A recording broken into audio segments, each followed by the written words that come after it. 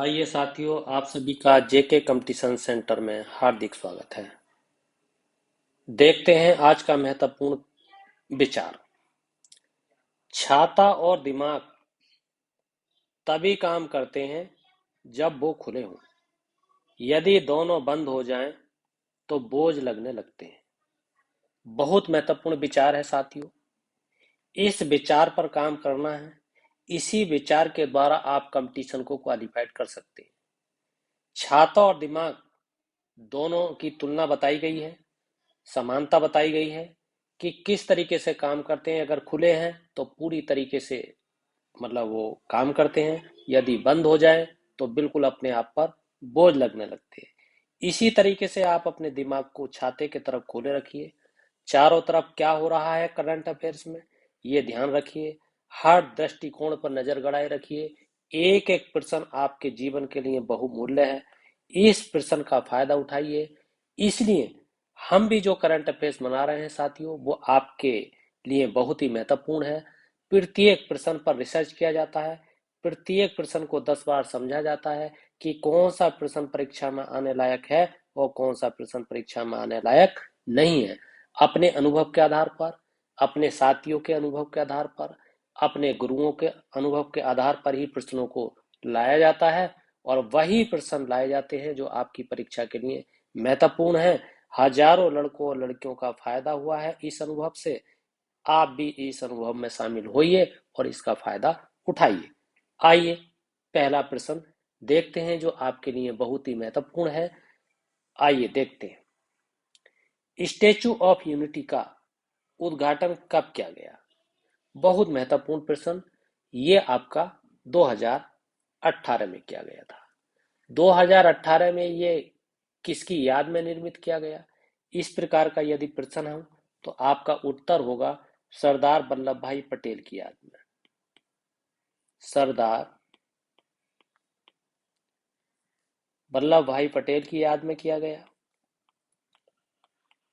और ये अगर अक्टूबर में भी किया गया तो कौन सी तारीख थी?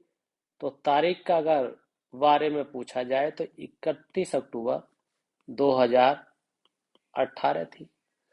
और जो स्टैच्यू ऑफ यूनिटी है, इसकी जो ऊंचाई है वो कितनी है? 182 मीटर है। इस तरीके का प्रश्न आए तो इस तरीके से करेंगे। ये विश्व की सबसे ऊंची प्रतिमा है। सबसे ऊंची प्रतिमा है, ये आपको ध्यान रखना है। और क्या प्रश्न हो सकता है? ये सरदार वल्लभ भाई पटेल की 143वीं जयंती के उपलक्ष्य में इसका निर्माण किया गया। ये कहाँ पर है? तो ये गुजरात में है। गुजरात के किस जिले में है? अगर जिले की बात पूछी जाए तो केवड़िया जिले में है। और केवड़िया जो जिला है वो किस नदी के किनारे है? तो आपको बताना है नर्मदा नदी के किनारे है। ये प्रश्न होगा।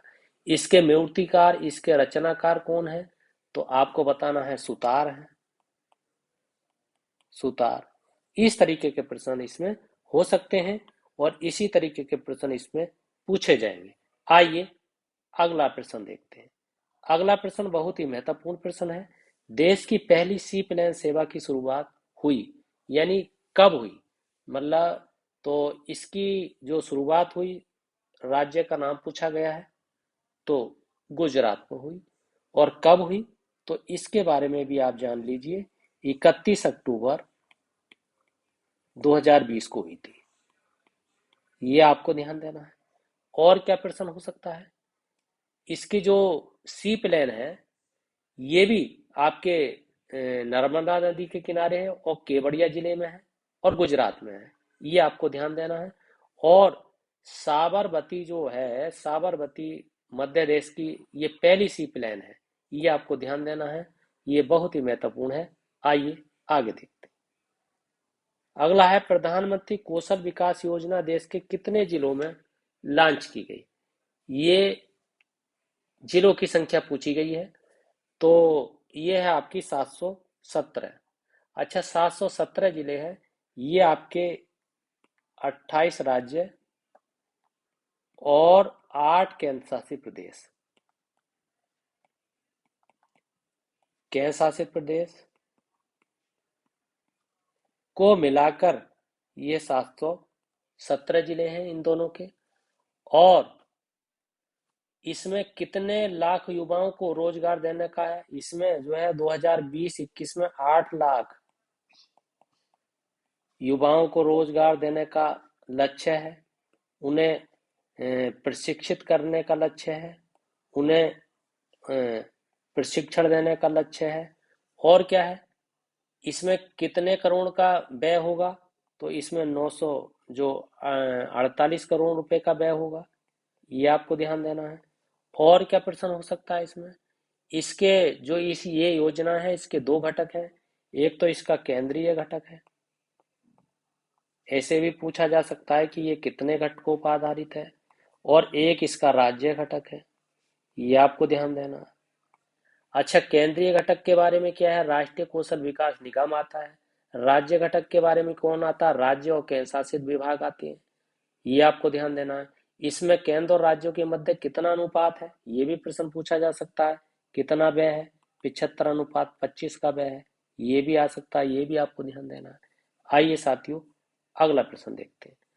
अगला है कोच्चि मंगलुरु प्राकृतिक मंगलुरु गैस पाइपलाइन की लंबाई कितनी है?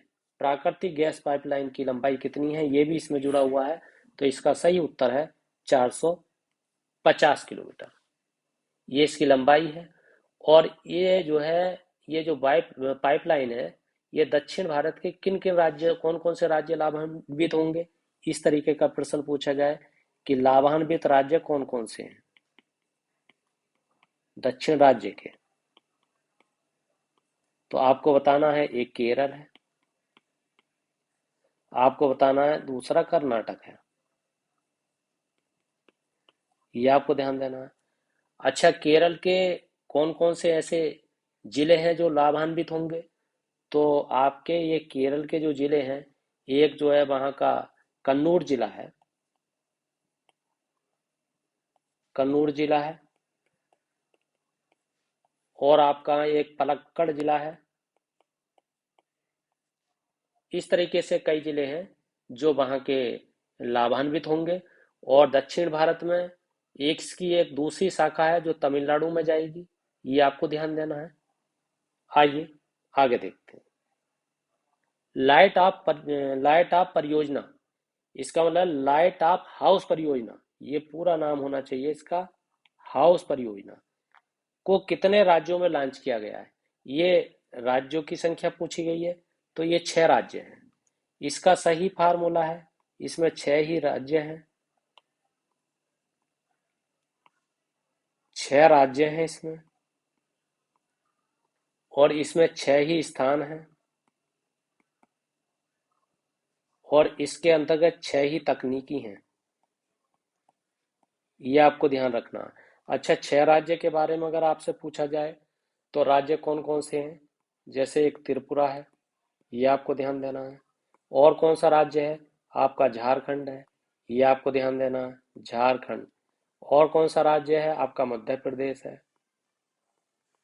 और कौन सा राज्य है? आपका उत्तर प्रदेश है। और कौन सा राज्य है? आपका गुजरात है। और कौन सा राज्य है? आपका तमिलनाडु है, तमिलनाडु। ये कई बार आपको बताया है मगर बार बार आपको बताएंगे। ये इस तरीके का प्रश्न आ सकता है कि जो त्रिपुरा है उसका जो है कौन सा स्थान है? तो उसका अगरतला है, ये भी आपको ध्यान रखना है। इसी तरीके से आपसे झारखंड पूछा जाए कौन सा है, तो उसका रांची है, ये आपको ध्यान रखना है। मध्य प्रदेश का पूछा जाए तो इंदौर है, ये आपको बता देना है। अगर उत्तर प्रदेश का पूछा जाए तो लखनऊ बता देना है आपको। गुजरात का पूछा जाए तो आपको राजकोट बताना है। तमिलनाडु का पूछा जाए तो आपको चेन्नई बताना है, ये आपको ध्यान देना है। इस तरीके से प्रश्न पूछे जा सकते हैं। आइए आइए साथियों, ये अंतिम प्रश्न है। और यदि आपको ये वीडियो पसंद आई है तो इस चैनल को सब्सक्राइब जरूर कीजिए, लाइक जरूर कीजिए, शेयर जरूर कीजिए, कमेंट जरूर कीजिए और फीडबैक जरूर दीजिए। इसी के साथ आपका बहुत बहुत धन्यवाद।